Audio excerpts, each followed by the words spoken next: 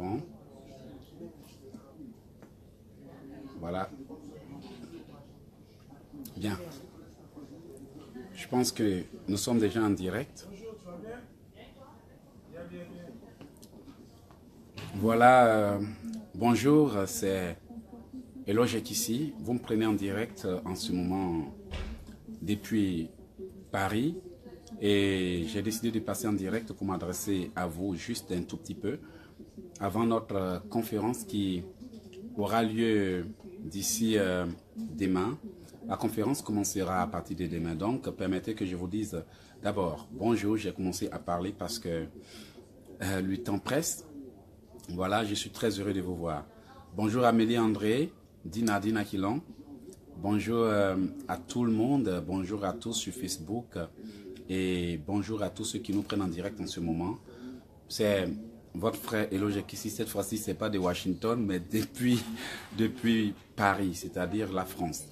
Alors, comme nous l'avions bien annoncé il y a des jours de cela, la conférence aura lieu à partir de demain, c'est-à-dire le 22 mars, le 23, puis on saute le samedi pour aller au 25, c'est-à-dire jeudi, vendredi et dimanche. Le samedi sera un jour de réception.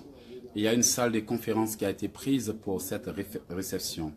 Pour ceux qui aimeraient soit me rencontrer, me parler ou compris que je prie pour eux, cela ne se fera que le samedi. Entre autres, ceux qui viendront au Blanc-Ménil, c'est-à-dire à la salle Galilée, pourront aussi me voir, on pourra discuter, on pourra parler et voilà, prier ensemble. Bien-aimés, le but de cette conférence est de permettre aux enfants de Dieu de prier et de sortir de leurs difficultés. Et c'est aussi la raison pour laquelle on a organisé cette conférence. Il est donc très important que ceux qui, depuis des années, luttent pour avancer mais ne trouvent pas de solution à leurs problèmes, viennent pour participer à cette conférence qui, pour moi, est très importante, bien-aimés. Parfois, vous appelez les hommes de Dieu au téléphone pour leur demander de prier pour vous. Et souvent, les prières ne sont pas assez importantes et ne vont pas jusqu'au fond de vos problèmes. Oui, une prière de quelques minutes peut vous soulager. Une prière de quelques minutes peut vous rassurer. Une prière de quelques instants peut faire des grandes choses dans votre vie.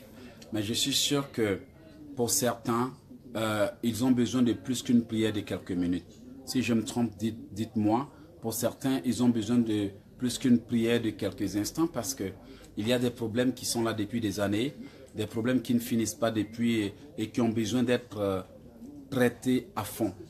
Et c'est la raison pour laquelle, pour arriver à cette fin, cette conférence a été organisée de sorte que je puisse venir sur place pour pousser les gens à prier, pour les motiver, pour leur enseigner des stratégies de combat visant à leur permettre de sortir. Donc, pour ceux qui sont à Paris ou dans les environs de Paris, que ce soit en France ou je ne sais où vous êtes, il est très important pour vous de venir à cette conférence, d'autant que durant ce moment, nous allons apprendre beaucoup de choses, nous allons faire beaucoup de prières et je suis sûr que il y aura beaucoup de déblocages à votre sujet. Bien-aimés, Dieu est grand et comme je le dis souvent, c'est parce que les gens ne savent pas exactement ce qu'il faut dire à Dieu que leurs situations sont bloquées. Tout à l'heure, comme je l'enseignais à quelqu'un, j'ai dit qu'on ne vient pas sur terre pour poursuivre des bénédictions. Je suis désolé de vous le dire, mais c'est une pure réalité que vous devez constater. On ne vient pas sur terre pour chercher le mariage et on ne vient pas sur terre pour chercher la guérison. Bien-aimé, l'homme est né en bonne santé. Dieu l'a conçu et a su que tout allait bien avant de l'emmener sur cette terre. Vous voyez, et l'homme est venu seulement que pour suivre un plan divinement prévu par Dieu, ce qu'on appelle la destinée. Et vous allez voir que le diable va s'aimer des mauvaises choses dans la vie de l'être humain pour l'empêcher d'accomplir cette destinée. Et c'est pour cela que la Bible dit qu'il n'y a rien de nouveau sous le soleil. Il n'y a rien de nouveau sous le soleil. Dieu a déjà tout conçu pour vous et tout ce qu'il a prévu, c'est de fixer les temps et les circonstances pour la manifestation de ce qu'il vous a promis. Malheureusement, chaque fois que le temps arrive pour un enfant de Dieu d'entrer en possession de sa bénédiction, le diable crée toutes les circonstances possibles pour l'empêcher d'entrer en possession de sa bénédiction. L'ennemi envoûte les gens. Vous savez, l'envoûtement a un seul but, de paralyser quelque chose en vous, d'empêcher la manifestation de quelque chose en vous. Et c'est aussi ce que la malédiction fait. Et vous devez vraiment venir pour apprendre à prier, pour vous libérer de ces choses. Parce que le diable n'est venu que pour détruire. C'est la raison pour laquelle aujourd'hui, je vous invite tous, surtout pour ceux qui peuvent, à venir à cette conférence. Vous voyez, parfois certains poursuivent des choses matérielles. Quand tu leur dis de venir à des prières, ils ont toutes sortes d'excuses, telles que oui, j'ai mon travail, j'ai mon ceci, j'ai mon cela, mais en fin de compte, ils se rendent compte qu'ils sont comme en train de poursuivre du vent, parce que parfois, quand tu n'es pas délivré de tes problèmes, quand tu n'as pas brisé les envoûtements et les malédictions, quand tu ne t'es pas sorti de certaines situations, tu as l'impression que certains efforts que tu es en train de faire s'avèrent futiles, étant donné que l'ennemi peut te laisser poursuivre des choses et les obtenir, mais après, tu les perds. Tu les perds. Combien ont lutté pour poursuivre des mariages qui n'ont pas pu conserver? Combien ont lutté pour avoir des emplois qui ne leur ont servi à rien? Et combien ont lutté pour avoir des diplômes qui ne leur ont servi à quasiment rien? Combien qui aujourd'hui sont venus en France, mais puisqu'ils ne se sont pas d'abord contentés d'avoir la santé, la protection divine, n'ont pas pu avoir de quoi subvenir à leurs besoins. C'est là qu'il devient très important de chercher d'abord à avoir la sécurité, la connaissance divine et spirituelle, afin que tout ce que vous allez obtenir dans la vie soit pour toujours, afin que votre salut soit garanti, afin que votre protection soit garantie, afin que votre bénédiction soit garantie. C'est là qu'il devient très important d'apprendre à prier avant même de se lancer à la poursuite de certaines choses, bien-aimés. Nous savons combien des gens travaillent dur chaque année. Bonjour. Des gens travaillent, se cassent la tête, travaillent comme des éléphants, dur, mais se nourrissent comme des souris. Les gens ne profitent pas de leur vie parce que l'ennemi est là pour gâcher leur vie. Les gens ne profitent pas de leurs finances, les gens profitent de rien. Donc du coup, trouver des excuses pour dire « oui, je ne peux pas venir parce que je vais au travail ». C'est bien d'aller au travail, peut-être que tu n'as pas une permission, je suis d'accord, je te comprends parfaitement. Mais jusqu'à quand ça va continuer? Jusqu'à quand tu vas continuer d'être un esclave pour que les autres mangent? Jusqu'à quand tu vas continuer de souffrir pour ne pas en profiter? Jusqu'à quand tu vas poursuivre des choses que tu ne pourras conserver? Je suis désolé de te dire, quand certaines situations arrivent et se répètent, ça doit nous emmener à prendre conscience du fait que ce n'est pas le fait de poursuivre les choses qui va changer la situation, mais c'est plutôt le fait de régler nos problèmes. Bien-aimé, apprends à régler tes problèmes avant de demander à Dieu une nouvelle chose. Il y a des gens à qui Dieu ne répondra jamais parce qu'ils ne se rendent pas compte du fait qu'ils ont des problèmes à régler, ils ont des choses à changer, ils ont des trucs à comprendre, ils ont des décisions à prendre et ils ont des changements à faire avant la bénédiction. Je ne dis pas que le Seigneur ne vous bénira pas. Il est capable de vous bénir à tout moment. Mais est-ce que vous aviez au moins compris? Est-ce que vous aviez au moins appris des leçons de votre vie passée? Excusez-moi, c'est ça. On ne peut pas se mettre là pour dire, Seigneur, donne-moi un nouveau mariage. Il attendra bien que tu comprennes pourquoi l'autre mariage n'a pas réussi. Il attendra que tu comprennes pourquoi tu as échoué tant dans la vie. Il attendra que tu comprennes pourquoi les choses ne vont pas comme tu veux. Alors, bien-aimé, aujourd'hui je suis là. On bouge ensemble. Aujourd'hui je suis là pour te dire que il faut apprendre à régler tes problèmes avant de demander de nouvelles choses. Et la meilleure façon d'apprendre à régler ces problèmes spirituels, c'est non seulement d'apprendre à prier, de se repentir et de faire une alliance avec Dieu. Il y a des chrétiens qui ne sont pas sous la protection divine. Ils sont des chrétiens, certes, mais ils ne sont pas sous la protection divine. Bien-aimé, la Bible déclare que celui qui demeure sous l'abri du Très-Haut repose en l'homme du Tout-Puissant. Quand on est sous la protection divine, nous le sentons par ce qui nous arrive. Quand on est sous la protection divine, nous sommes en sécurité. Quand nous sommes sous la protection divine, les choses vont bien. Mais aujourd'hui, nos rêves prouvent que l'ennemi vient librement nous attaquer parce que nous ne sommes pas protégés. Je ne vois pas quel démon qui va venir t'attaquer ou quel mari de nuit qui va se permettre de venir t'attaquer quand tu es sous la protection divine. Bien-aimé, quand tu es sous la protection divine, quand la lumière de Dieu t'entoure, quand le feu de Dieu t'environne, l'ennemi ne peut pas s'approcher de toi. La vérité est bonne à dire. Il faut dire la vérité aux enfants de Dieu. Parfois, on veut embellir nos mots pour les satisfaire parce que tout ce qu'on cherche, c'est la popularité. On dit des choses qui ne sont même pas, qui n'ont rien à voir avec la réalité. Les gens souffrent, il faut leur dire la vérité. Bien-aimés, pourquoi croyez-vous que nous sommes attaqués? Parce que l'ennemi se sent libre de venir nous attaquer. Quand un ange de l'Éternel campe autour de vous, qui peut vous approcher? Les anges sont puissants. Qui peut venir vous arracher les bénédictions? Alors on fait croire aux chrétiens qui sont sous la protection divine, on leur fait croire que Dieu est avec eux. Je suis désolé, bien-aimés. Si Dieu était avec nous à tout moment, on ne perdrait pas nos batailles. Il faut dire la vérité aux gens. Quand Dieu est avec nous, quand on tombe, on se relève. Mais il y a des gens qui sont tombés depuis des années, des gens qui ont perdu des choses, qui n'arrivent pas à les retrouver. Quand Dieu t'accorde quelque chose qui peut te l'arracher. Et là, il faut dire la vérité aux gens pour qu'ils comprennent que si Dieu était avec eux, certaines choses ne seraient pas arrivées. Il faut leur dire qu'il y a beaucoup de changements à apporter dans notre vie. Pour que la vie change, il faut qu'on change. Il faut que notre compréhension de Dieu change. Il faut que notre vie spirituelle change. Il faut que notre relation avec Dieu change. C'est la raison pour laquelle je suis venu ici à Paris aujourd'hui pour dire aux gens la vérité. La vérité qui leur a longtemps échappé. On nous a toujours prêché l'évangile. L'évangile d'une manière visant à nous faire croire que tout est facile. L'évangile d'une manière visant à nous faire croire que les choses vont tomber du ciel. Mais bien aimé, jusqu'à quand elles ne tombent pas du ciel? Comprenons que c'est parce que quelque part on nous trompe. Ou on peut même dire que quelque part certains n'ont même pas compris la vision de Dieu pour l'être humain. Et la façon à appliquer la parole de sorte qu'elle puisse nous apporter des résultats. Il faut dire la vérité aux gens. Il faut leur apprendre à être indépendants. Tous les chrétiens vivent dans la dépendance. Et là, quand on parle, certains se fâchent. Je suis désolé, je dois prêcher cette vérité. Le chrétien n'a pas été appelé pour être dans la dépendance. Le chrétien a été appelé pour être en relation directe avec Dieu. Que cela vous plaise ou pas, que vous soyez serviteur de Dieu ou pas, il faut que je vous dise cette vérité. Le chrétien n'a pas été appelé à Jésus-Christ, permettez-moi, excusez, pour être sous la dépendance des serviteurs de Dieu. Heureusement, il y a des serviteurs de Dieu qui l'ont compris. Notre but, c'est de vous mettre en relation directe avec Jésus-Christ. Notre but, c'est de vous appeler pour vous montrer comment marcher avec Dieu. Notre but, c'est de vous appeler pour vous montrer comment vous comporter pour que Dieu vous bénisse. Notre vie, ce n'est pas d'être des pères spirituels à vie, qui vous dominent à vie, qui vous contrôlent à vie, des gens par qui tout doit passer. Et de surcroît, Dieu n'a plus de place dans votre vie parce qu'aujourd'hui, on a tous des pères spirituels. Il y en a qui en ont 15, il y en a qui en ont 10. On ne sait même pas ce que vous faites avec tout ça là. Malgré que vous avez 10 prophètes, 50 000 personnes qui prient pour vous, votre vie n'avance pas parce que vous n'avez pas une relation directe avec Dieu.